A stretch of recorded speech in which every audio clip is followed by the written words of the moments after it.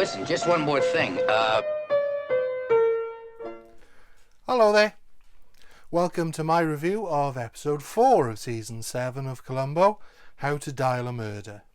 First broadcast on the 5th of April 1978 on NBC. It was written by Tom Lazarus and Anthony Lawrence. Lazarus was born on the 5th of October 1942 in New York and began his career in film advertising and album cover design before moving into screenwriting, where he has written for both film and television. His credits include the TV shows Charlie's Angels, Hunter and Jake and the Fat Man, as well as this episode of Columbo, and his film credits include 1999's Stigmata. He is 79. Lawrence was born on the 12th of May 1928 in California, and his writing credits include Bonanza, Hawaii Five-0 and Ironside, as well as the Elvis movies Roustabout, Paradise Hawaiian Style and Easy Come Easy Go. He is 93. This episode was directed by returning director James Frawley. The episode begins with a shot familiar to film fans as the camera rises over the gates of Charles Foster Kane. This is not a Citizen Kane remake though, as we quickly see from various other film memorabilia inside the house, before the camera settles on a photograph of two men and a woman. It would have been nice if this first scene at least had been in black and white to continue to evoke that Citizen Kane feeling.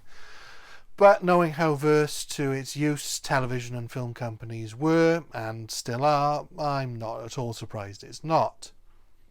We quickly cut to an old-fashioned telephone ringing, which summons two Doberman dogs.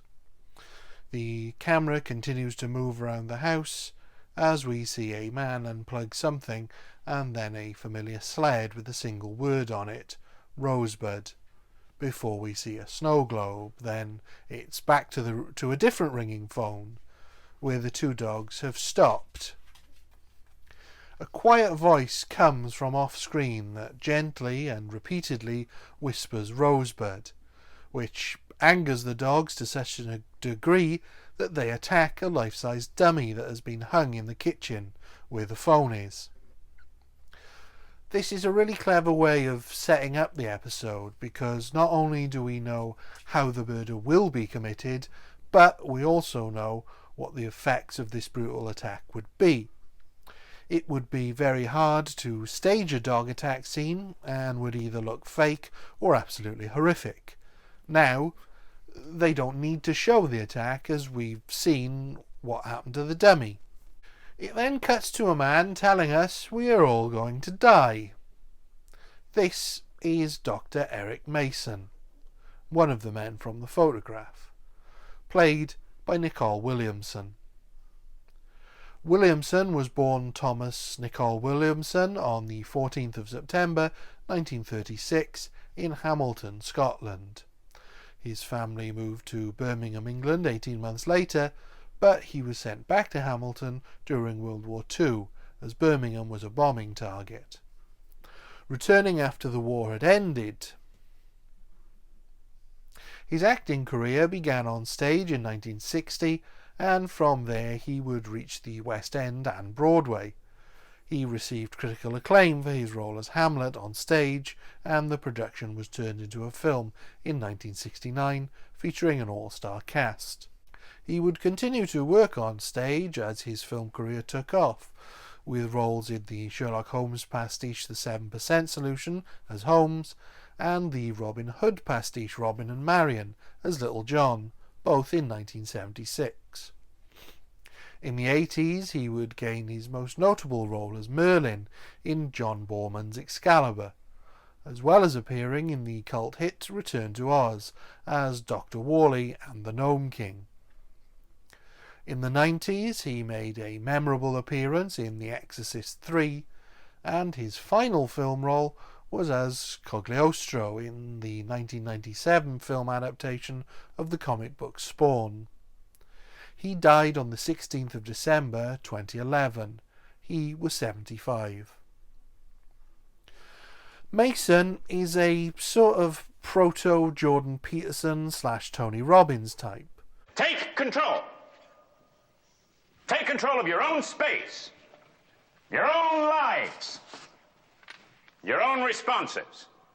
A psychologist with a lucrative sideline in motivational public speaking. I don't know how new a concept this was in the late 70s, so please do let me know if this was the early stages of this now billion-dollar industry, or if it had already taken root by the late 70s.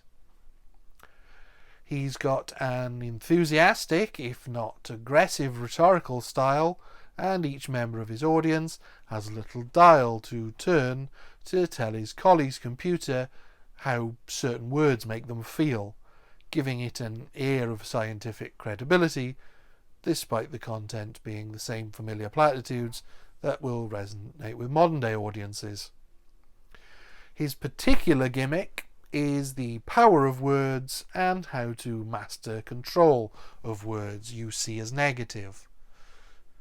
It would appear that the killer dogs named Laurel and Hardy belong to him, as he has them with him, and this is all taking place at his Institute for Life Control. Obviously this is a lucrative business. He finishes the session and speaks with his colleague, Charlie, the other man in the photo, and they talk about Mason's dead wife, presumably the woman in the photo. Mason says he knows she was having an affair, so he didn't find it hard to get over her death. It's heavily implied Charlie was his wife's lover, and Mason knows it. Charlie suggests a game of tennis to improve Mason's mood, and Mason says he'll meet Charlie at his house. I have an annual physical with Ernie Garrison. Take me a couple of hours. If I'm late, just let yourself in and make yourself at home. I'll meet you at the house at 3 o'clock. It seems we now know who the victim will be. Charlie arrives at Mason's and is spotted by lodger Joanne Nichols, played by Kim Cattrall in an early role. Cattrall was born on the 21st of August 1956 in Liverpool, England, but her family moved to Canada when she was 3 months old. She returned to the UK at age 11 and took acting exams at the London Academy of Music and Dramatic Art, but returned home to Canada before securing her first role at 16 in New York. She made her film debut in 1975's Rosebud, then made several TV appearances, including this episode of Colombo. She would eventually gain memorable film roles in Porky's, Police Academy, Big Trouble in Little China, and as the title character in Mannequin in the 1980s.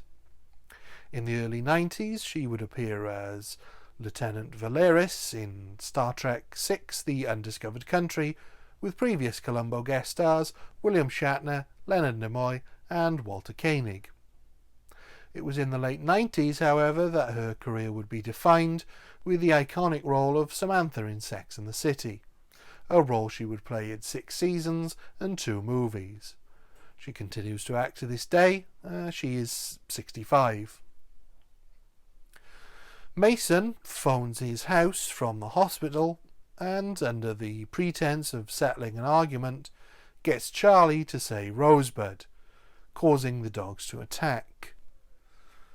Mason is very pleased with his little scheme. Any pain now? No, I never felt better in my life. We cut to Colombo, playing with the killer dogs before the dog handler takes them away. Mason arrives and Colombo tests him with some apparently innocent questions that allows Mason to give away a lot of his character as he attempts to control the conversation and show off his superior intellect. Colombo plays the part of small-brained cop perfectly, and for all his psychological training, Mason fails to spot any of Colombo's traps.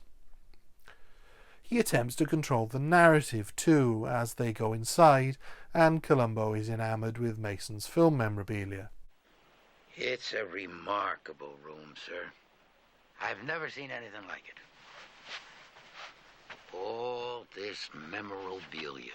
There's some pointed dialogue between the two as Mason lies about calling the house.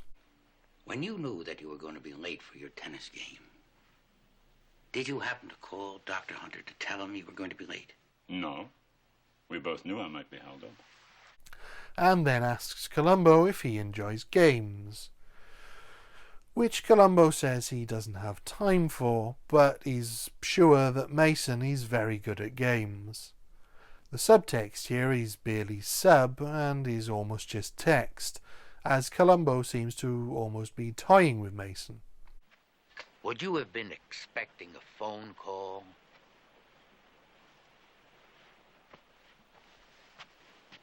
This sled, sir.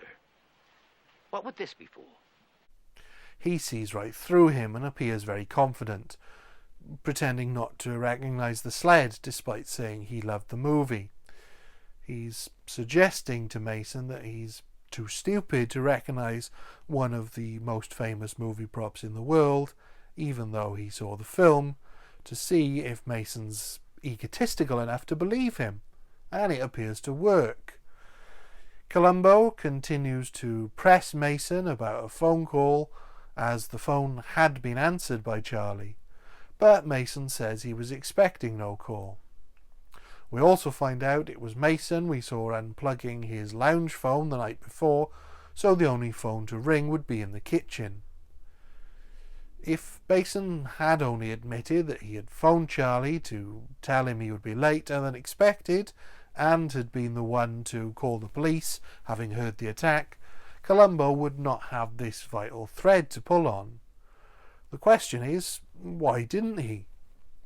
We find out Mason's wife died 6 months ago, and that his house used to belong to Theda Barra, and that it was his lodger who discovered the attack. As Colombo speaks with Joanna, she is clearly in shock from the discovery. She reveals she's a psychology student who was invited to lodge with the couple if she did some housekeeping, but since Mrs. Mason died, she's had very little to do. She also doesn't recall a phone ringing, which leaves Colombo deeply confused until he realized she was mostly swimming underwater. As he leaves, he bumps into Mason and is suitably jovial, contrasting with Mason's stone face. Mason immediately goes to see Joanna, and she seeks comfort from him, but he's unwilling to give it until she uses his control methods. Think of your secret word. The word that nobody knows but you. The word that defeats every other word. Despite earlier denying the connotation, he certainly acts very like a Svengali in this scene, almost as if he's hypnotizing her as he tells her that you and I aren't going to be lovers, that I control my own space, that you can't have everything you want just because you want it. He is intensely creepy here and really gives off the vibe of a hugely controlling egotist who firmly believes that his way is the only way. He's a bit like one of those scammers who truly believe in what they're peddling, even in the face of overwhelming evidence to the contrary. He thinks his rules for controlling your life are perfect, that his method is perfect, and that it's the rest of the world that's out of control. Colombo then goes to see a dog behaviourist who explains there are any number of reasons why the dog's attacked, as she trains one of her police dogs to attack on command. Witnessing this, Colombo asks how the dog reacted to the command she gave, which was kiss, and she explains dogs can be trained to react to any word or sound. You mean that a trainer can control a dog with any word? Any word at all? A sign or a sound, a word, any word in any language. If it's not clear by this point, the dog behaviourist is supposed to parallel Mason's own thinking, although he fails to take into account that people and dogs are different. We then get a very funny scene where Colombo asks if dog could be trained to be a killer. And the dog behaviourist gently and politely tells him it's very unlikely. If you want to protect your wife, Lieutenant, why don't you just teach her karate? Goodbye. At the police pound, Mason tries to visit with his dogs and asks the officer looking after them, played by Ed Begley Jr., if he's allowed to. When the officer leaves to check, Mason tries to feed his dog some chocolates, but Colombo stops him. Just hold it, sir. They're only supposed to be fed by the officer, sir. Chocolate is hugely toxic to dogs, and it's not entirely clear if the amount Mason plans to give them is lethal, but it is implied as he eats one of them as a sort of demonstration that they aren't poisoned. It's also not entirely clear if Colombo knows, as he doesn't confront Mason, but that could just be part of his strategy. He asks Mason about some straw they found in his kitchen, which he says came from a crate of wine, but we know it came from the dummy. When Mason leaves, Colombo tries to activate the dogs using different words, none of which work. But they do become agitated when a phone starts ringing, confirming at least part of Colombo's theory. Sneakers. Terrific.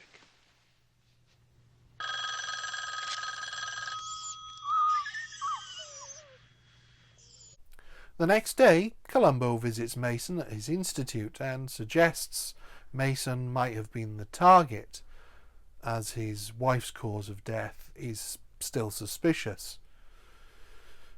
Mason challenges Colombo, describing him as a puppy digging holes, hoping to find something, further suggesting he doesn't understand Colombo at all. That evening, Colombo is at Mason's house while Mason is working, and he again speaks to Joanna. He gets her to describe what she saw and heard as he notices a hook in the kitchen ceiling, where Mason hung the dummy. She says Charlie was calling out for Mason, and tells Colombo where Mason got a lot of his film memorabilia when he walks his dogs around an old abandoned film studio. Colombo checks it out and finds a similar hook to the one in Mason's kitchen, along with pieces of the dummy. It then cuts to Mason in Charlie's apartment as he grabs the photos Charlie had of his wife and Charlie together, proving their affair. He hides them as Colombo appears from another room with one of Charlie's suits, which is missing a jacket. He now has a clear picture of Means, and now probes Mason for a motive as he asks how Charlie was with the ladies. This gives Mason a slight pause, but he's still able to maintain his facade. We'll still have that personal talk sometime, Lieutenant. Back at Mason's, Joanna is packed and ready to leave, and reveals Charlie's affair to Mason, which he continues to pretend not to have known about, further manipulating her into silence and contemplating strangling her to keep the secret. No one can know. No one can ever know. Right before Colombo appears, seemingly just in time. He and Mason share a drink, and he gets Mason talking, convincing him into starting a word game. We are allowed to see he's got a tape recorder sticking out of his pocket, so this is exactly what he was hoping for. Colombo has a limited amount of time, as a judge friend of Mason's has ordered the dogs be destroyed soon. But isn't there an order for the dogs to be put away? In 48 hours. Mason is truly amoral, caring nothing for his faithful dogs, only seeing them as a means to an end. As Colombo leaves, he remarks on the Citizen Kane gate, and they discuss the movie before Colombo leaves. In the next scene, Colombo is playing the tape for the dogs, and there's no reaction to the recording of the word game. But as Colombo is called away, the tape continues to play the recording of their conversation about Citizen Kane, which, as we know, sends the dogs into a frenzy as soon as Rosebud is mentioned. It would appear as if Colombo now has means, motive, and opportunity. The next day, Mason returns home to find a dummy hanging in his kitchen, dressed in one of Charlie's old suits, as the phone starts ringing and his dogs come in. Mason is temporarily terrified before Colombo enters, and he asks him what's going on. What the hell are you playing at? Oh, just my game, sir. Colombo then proceeds to explain his naturally perfectly correct theory to Mason. Mason gets increasingly more tense as Colombo theatrically explains what happened. If there was any doubt early on, it's clear now that he's definitely toying with Mason. Colombo had already discovered the photos and taken one out of the pile. He also suggests Mason killed his wife too, but he can only prove Charlie's murder. He has everything he needs, but Mason remains confident that without the kill command, Colombo can't prove anything. He says he can without the kill command. He has enough evidence. With Mason almost literally backed into a corner, Colombo says he's disappointed that a man so clever as Mason made so many mistakes and left so many clues. Mason now becomes much colder and confident as he summons his dogs and orders them to attack Colombo using the Rosebud command. Mason, as he has done throughout this episode, underestimated Colombo to the last, as the dogs have been reprogrammed and simply give Colombo some doggy kisses. All right, one more kiss and that's it. All right, that's it, fellas. Mason, shocked, says Colombo knew the command, and Colombo says, more importantly, so did Mason, proving without a doubt that it was him. This is a fantastic episode with everything you'd want from a Colombo. The murder scheme is clever and almost perfect, in theory at least. The killer is arrogant, egotistical, completely unsympathetic, and thinks he's far too superior to be caught by the likes of Colombo. Colombo perfectly uses all the tricks and techniques that he knows, plus some detective skills to put his case together. The two spend a lot of time together, testing each other and playing mind games. It's a 70-minute episode, so the pacing is spot on, with a relatively simple plot that just keeps moving towards its conclusion. There's humour as Colombo fancies himself as W.C. Fields with Mason's memorabilia, and it's got a great supporting cast that really helps flesh out the characters.